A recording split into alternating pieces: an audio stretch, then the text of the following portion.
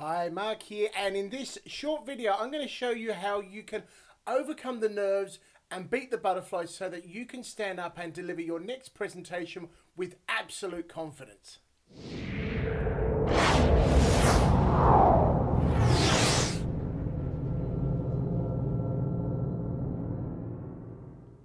Before I launch into showing you how you can overcome the nerves and beat the butterflies, I want to dispel a few myths of public speaking that you might have heard about. These are myths that are designed to help you beat the butterflies, but they're actually making things worse. These are pieces of advice such as imagine the audience naked.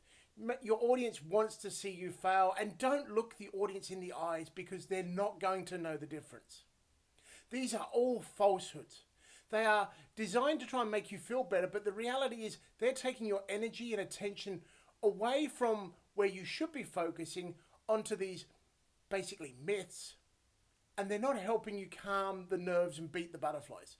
So now let's talk about what you can do that will make a marked difference, that will help you stand up and deliver your next presentation with confidence. Let's start with something really simple, and that's prepare early. Don't wait until half an hour before to start thinking about what you're going to say in your presentation.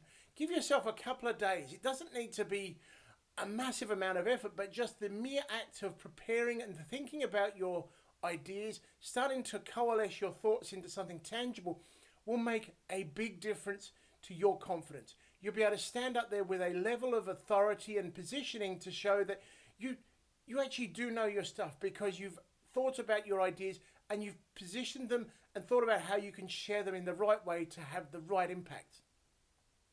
To assist you with that, you should also look at making sure you've got the right structure for your ideas. In other words, have you structured your presentation effectively? Do you have a clear opening, a clear conclusion that has a call to action, and then a body of your speech that helps you translate and transfer your audience's thinking and ideas from where they started at the presentation to where you want them at the end?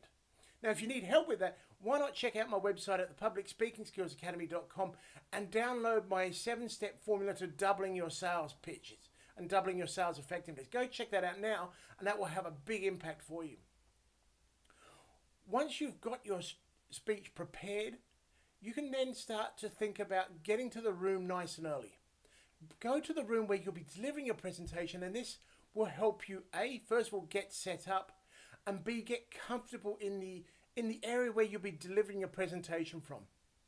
The better prepared you are in terms of just getting the feel for the room, you can check out just a few different places and make sure that you're comfortable, because it's a different perspective when you're standing up in front of a group, looking out across a room full of people with eyes staring back at you. If that's the first time you're seeing the room from that position and that angle, it's disconcerting. Instead, get to the room early, get yourself set up so that you know that the PowerPoint's connected, the projector's working, everything's all good from that perspective.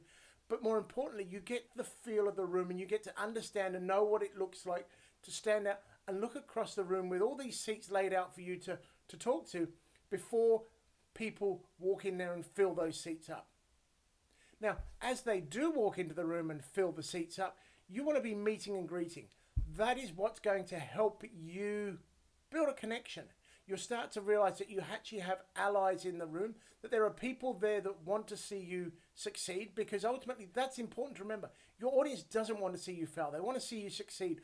And by talking to people as they get into the room, as they arrive, you build that connection, you build a relationship, and you build allies in the room. And finally, as I've touched on, remember, your audience wants to see you succeed. They want to see you do well. So don't approach this and don't start your presentation with the thought of your audience is against you. They want to see you succeed. And I challenge you to think about this. When you last sat through someone else's presentation, did you sit there with the hope and intention that they would fail, or did you want them to do well? I expect you wanted them to do a great job, because that makes it more enjoyable for you. It's awkward and uncomfortable for the audience as it is for the presenter if the speaker is struggling. So if you as a presenter are struggling, your audience feels the pain for you. They feel uncomfortable, so they want to see you succeed. So remember that. You want to see other speakers succeed.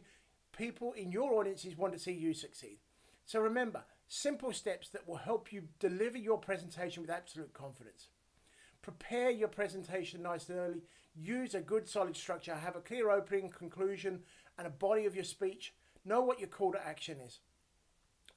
Get to the room early, get set up, meet and greet, and remember, ultimately, your audience wants you to succeed. When you remember these things and you act upon them, you can deliver your presentations with absolute confidence because you will do the best job that you can. If you want more help, more information, more advice on how you can become a better public speaker, how you can increase your influencing ability to influence your clients or to influence others at work, then come and check out my website at the Public Speaking Skills Academy, where there are a range of free articles and other resources that will help you increase your influence, increase your authority, and deliver great speeches and presentations.